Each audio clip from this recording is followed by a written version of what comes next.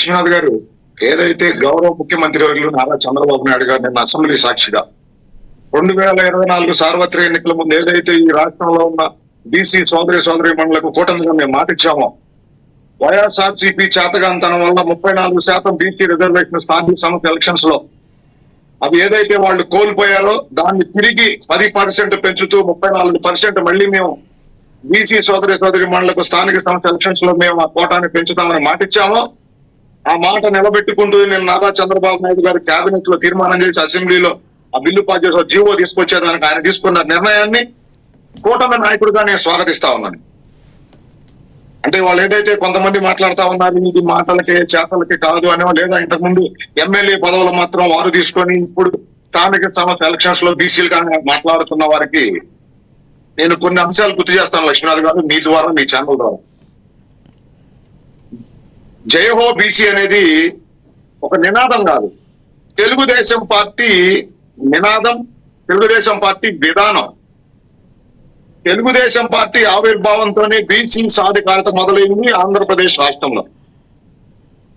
1987లో స్థానిక సంస్థ ఎలక్షన్స్ లో ఆనాటి గౌరవ మాజీ ముఖ్యమంత్రి స్వర్గీయ నందమూరి తారక రామారావు గారు బీసీ సోదరి మనకి 20% వాళ్ళకి రిజర్వేషన్ కల్పిస్తే, ఆ తర్వాత క్రమంలో ముఖ్యమంత్రి అయిన నారా చంద్రబాబు నాయుడు గారు 1995లో ఆ రిజర్వేషన్ ని 34% పెంచుతూ నిర్ణయం తీసుకోవడం జరిగింది.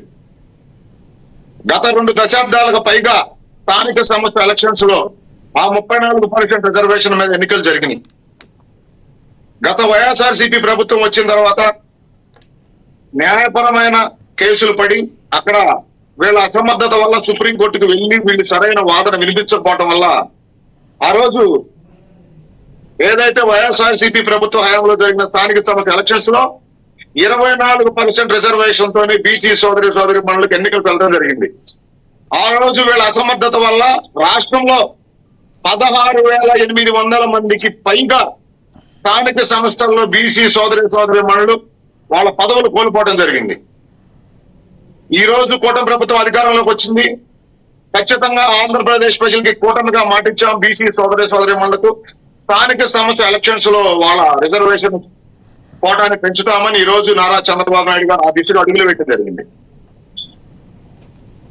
లక్ష్మీనాథ్ గారు మీకు తెలియదు కాదు, మీరు సీనియర్ జర్నలిస్ట్. నాయకత్వం గ్రామ స్థాయి నుండే బలపడాలి. ఈ రోజు 34% రిజర్వేషన్ ద్వారా గ్రామాల్లో కానీ, మండలాల్లో కానీ, జడ్పీల్లో కానీ, నగర పంచాయతీల్లో కానీ, మేయర్లలో కానీ వీటిల్లో బీసీ సోదరి మండల నాయకత్వం జరగబోతా ఉంది, బలపడబోతా ఉంది. ఇది కూటమి నిర్ణయం. ఎన్టీ రామారావు గారు బీసీ సాధికారిగా తీసుకొస్తే నారా చంద్రబాబు నాయుడు గారి నాయకత్వంలో ఈ రోజున్న కూటమి ప్రభుత్వం ఈ రోజు దాన్ని బలపరిచే విధంగా, బీసీ సోదరి మండలికి అండగా నిలిచే విధంగా ఈ రోజు కూటమి ప్రభుత్వం ఏ విధంగా పనిచేస్తా ఉంది.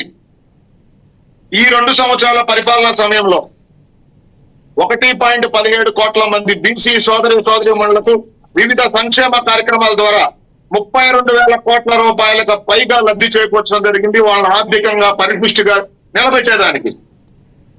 అదేవిధంగా లక్ష్మీనాథ్ గారు బీసీ సోదరులకి, వడ్డెర కులస్తులకి మైనింగ్ లీడ్లు అయితే కావచ్చు, అదేవిధంగా గీత కార్మికులకి ఏదైతే ఎక్సైజ్ శాఖలో షాపులు కేటాయింపులు కావచ్చు, నేతన్నలకు ఆర్థిక సాయం కావచ్చు, మత్స్యకారులకి 20,000 రూపాయల ఆర్థిక సాయం కావచ్చు, అదేవిధంగా చెప్పుకుంటూ పోతే నాయ బ్రాహ్మణులకి, సెల్లులకి ఉచిత కరెంట్ అయితే కావచ్చు, అదేవిధంగా స్వర్ణకారుల కోసం సపరేట్ కార్పొరేషన్ ఏర్పాటు చేసి వాటికి నిధులు కేటాయించి వాళ్ళను ఆర్థికంగా బలపరిచే విధంగా ఈరోజు కూటమి ప్రభుత్వం పనిచేస్తా ఉంది.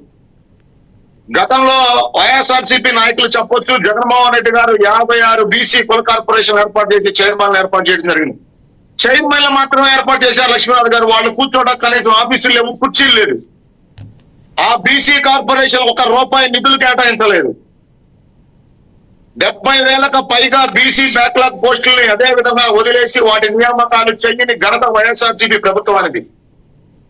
వైఎస్ఆర్సీపీ ప్రభుత్వం అధికారంలోకి వచ్చిన తర్వాత 2019 నుండి 2024 మధ్య 70కి పైగా బీసీ సోదరులను ఈ రాష్ట్రంలో హతమందించడం జరిగింది వీళ్ళ నాయకత్వంలో, వీళ్ళ పార్టీకి సంబంధించిన నాయకులు.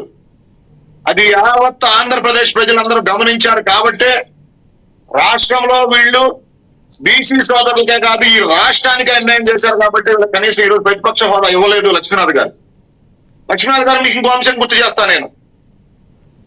కాపు సోదరి మనులకు ఈబీసీలో 5% రిజర్వేషన్ కల్పిస్తే దాన్ని కొనసాగించలేని అసమర్థ ప్రభుత్వం ఆ రోజున్న వైఎస్ఆర్సీపీ ప్రభుత్వం. ఈ రాష్ట్రంలో వైఎస్ఆర్సీపీ ప్రభుత్వం అధికారంలోకి వచ్చిన తర్వాత ఈ రాష్ట్ర ప్రజలకు అధిక మేలు చెయ్యకపోగా వాళ్లకు జరుగుతున్న లబ్ధిని కూడా జరగకుండా నాశనం చేసిన అసమర్థ నాయకుడు ప్రభుత్వం అంటే వైసీపీ ప్రభుత్వం. మీ ఎగ్జాంపుల్ చెప్పాను, కాపు రిజర్వేషన్ ఈబీసీలో 5% పోగొట్టారు. బీసీలకు స్థానిక సంస్థల ఎలక్షన్స్ లో 34% పోగొట్టి దాన్ని 24% కుదించారు. అదేవిధంగా విదేశీ విద్యని నాశనం చేశారు. అన్నా క్యాంటీన్లు మూసేసి పేద బడుగు బలహీన వర్గాల ప్రజలకు 5 రూపాయలకి అన్నం పెడుతున్న అన్నా క్యాంటీన్లు మూసేశారు కక్ష సాధింపు చర్యల్లో భాగంగా. ఇవన్నీ కూడా మీరు ప్రతి సంవత్సరం జాబ్ క్యాలెండర్ అన్నారు. ఇవన్నీ కూడా అన్నా క్యాంటీన్లో వాళ్ళు మూసేశారు, మీరు తెరిచారు. గతంలో వాడు మూసేసినవన్నీ చేశారు. కానీ కాపు రిజర్వేషన్కి సంబంధించిన వాటిలో కొంత ఒక ఈడబ్ల్యూఎస్లో 5% మీరు వాళ్ళు మూసేశారని చెప్తున్నారు. మీరు ఎందుకు తెలవలేకపోతున్నారు? 2.5 సంవత్సరాలు అయినా ఎందుకేం చేయలేకపోతున్నారు? మీరు కూడా గాలికి వదిలేసినట్టేనా? లేదు లక్ష్మణ్ గారు, లేదు, ఖచ్చితంగా అది మేమే చేశాం.